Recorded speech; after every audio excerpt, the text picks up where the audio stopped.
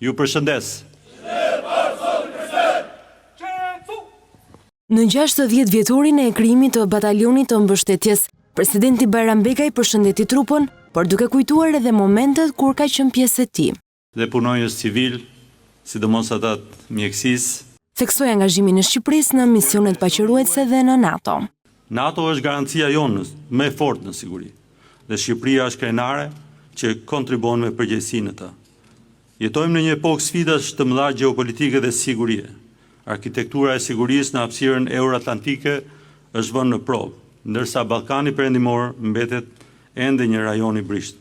Bekaj përshëndeti nisjen e projektit për rikthimin e industrisë ushtarake në Shqipëri.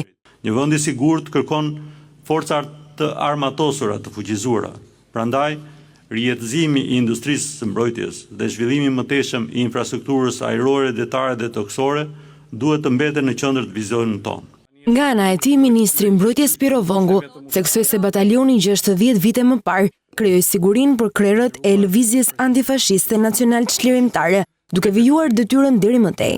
Zanafilla e kësaj njësie që në periudhën e luftës nacional çlirimtare, por harrojmë edhe një dimension tjetër, dimension që bashkërisht me strukturat tuaja drejtuese synojmë ta rikthejmë shumë e më shumë, është përgjegjësia e kësaj njësie dhe këtij batalioni në sigurinë e kryeqytetit dhe infrastruktura e kritike. Ka mbajtur mbi supe një mision të veçantë, atë të sigurimit, mbrojtjes, mbështetjes së institucioneve më të larta të vendit dhe forcat armatosura. Trupa realizoi edhe një paraqitje të përgatitjes. Nuk mungoi as performanca e bandës frymore.